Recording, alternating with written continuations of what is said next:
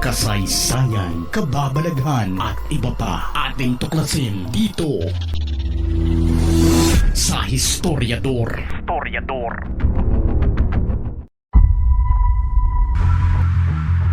Kung sa tingin nyo ay si Senador Raffy Tulfo na ang pinakamaangas sumita, umupak sa mga inaakusahan nilang nagsisinungaling. Ulitin ko pong tanong ko ha. Huwag na ho tayo magpaikot-ikot, sir. Sir, Na nabigyan pa kayo ng English, kumbaga, ang kakapal naman po ng mukha nyo dyan. Sorry ha. Ang kakapal ng mukha nyo. Sabihin natin walang korupsyon. Okay. Then, katangahan.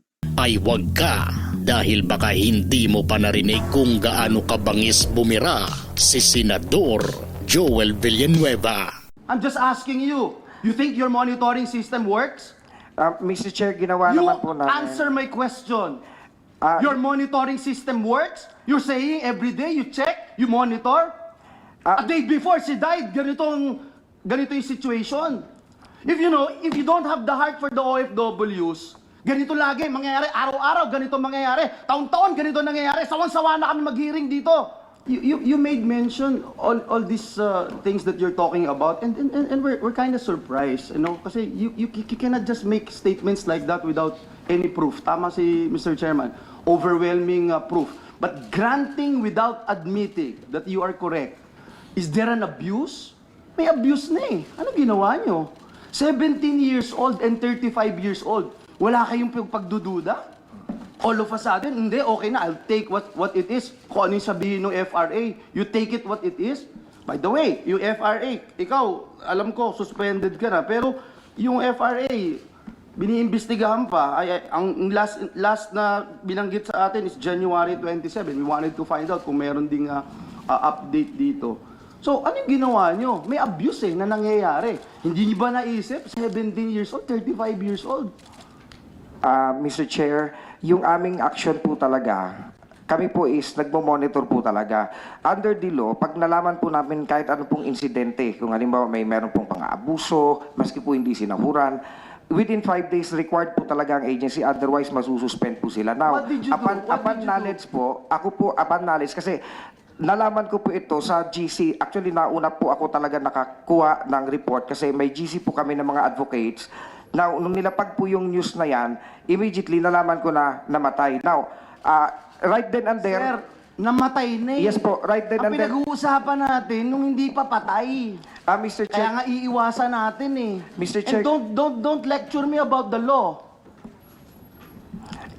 Mr. Chair, kasi kung naipaalam po talaga sa amin yan, kasi yung kanila pong activities, yes po. Before we continue, I'd like to acknowledge the presence of Senator Robin Padilla.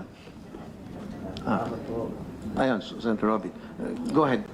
Mr. Chair, kami naman po doon sa pagkamatay, aminado kami doon at talagang nakikiramay kami at talagang dapat maparusahan. Yung pong sa aming ginawa, Mr. Chair, kung napaalam po sa amin na... Napaalam, hindi mo inaalam? Mr. Chair, yung unang Kanina ka pa eh. Patay, ang lagi mong gustong sabihin, yung patay na. Pag patay na, wala na tayong magagawa. Mr. Chair, yung sinasabi ko lamang po, yung bang kailan po ba talaga naparating sa amin yung incident? Yung insidente po, hindi... So you mean you're not monitoring? Yes. Mr. Chair... Because if you're monitoring, you already know that she's being abused.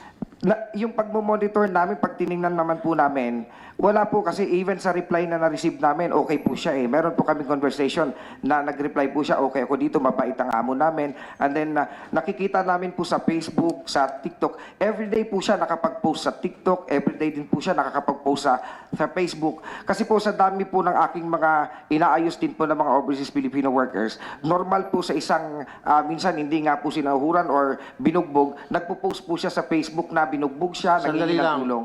Yes po, Mr. Attorney Chair. Castellon. Okay, binanggit mo rin lang yung pagpo-post. Ano yung mga pinost niya sa Facebook? Wala ba siya mga insinuation doon na she's being abused already? Mr. Chair, like for example, ang nakalagay po doon sa Facebook, ito, this might be very sensitive, Go ahead. Mr. Chair. Teka lang. Alam mo, a day before January 20, 2023, Yes po, Mr. Chair. si Ranara talked to her parents and complained of experiencing cruelty from the 17-year-old son ng employer na binabanggit nyo. Ang dami mong extra binabanggit. Even recounted an incident where she was threatened with an ice pick. Nasaan kayo nito? Mr. Chair, yung pong insidente na yan, nai-report nai-report Pero po siya sinasabi sa... mo kanina, okay eh. Nai-report po sa parent. Niloloko mo kami. Mr. Sabi Chair- mo kanina, okay eh, di ba? Sabi mo parang walang problema eh. Everyday, chine-check mo eh. Mr. Chair, yung ibig ko po sabihin, nung nireport po yung insidente na yan, sa parents lang po, sa amin, hindi po yan siya nakarating na may That's why you're ganyan. not monitoring. That's why your monitoring is ineffective. Inutil yung monitoring nyo. Mr. Chair, Am I right or am I right? Mr. Chair, may I be allowed to Very explain? No, no, not yet. I'm just asking you. You think your monitoring system works? Mr. Chair, ginawa You naman po namin. answer my question. Ah, Your monitoring system works? You're saying every day you check, you monitor? A day before she died, ganito yung situation. If you don't have the heart for the OFWs, ganito lagi mangyayari, araw-araw ganito mangyayari, taon-taon ganito nangyayari, sawan-sawa na kami mag-hearing dito. Mr. Chair, yung sa amin lamang po, Nag-research po ba at nag-aral ang nag-aakusang ito sa atin? Ngayon po, kakalkalin ngayon ang kanyang mga kaso. Nakakalungkot po dahil kaibigan naman po natin siya. Pero dahil po pumasok siya sa away na hindi niya away, kailangan niyang magbabanggit ng mga personal attacks, kakalkalin po itong mga atraso niya sa bayan. Ito pong kumpanya niyang SunWest Corporation. True or false? Ito po ba ang isa sa pinakamalaking government contractor sa bansa? Sagot, true. True or false?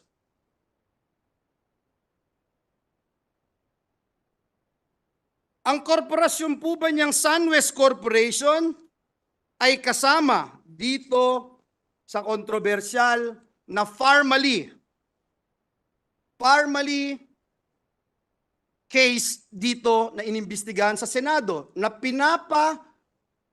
kasuhan ng Senado? The answer is true. Kasama din po ba ang kumpanya niya dito po sa kontrobersyal na DepEd laptop scam? Ang sagot po, true.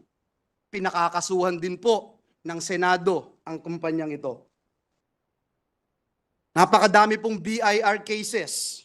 Madali po maghanap, Mr. President. Madali po kuhanin ang panig ng mga taga-BIR.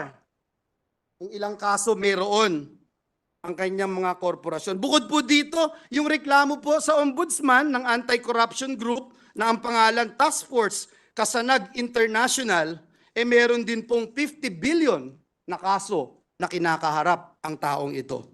Mr. President, kung maglalabas po kayo ng baho, Mr. President, dapat naman siguro maligo ka muna.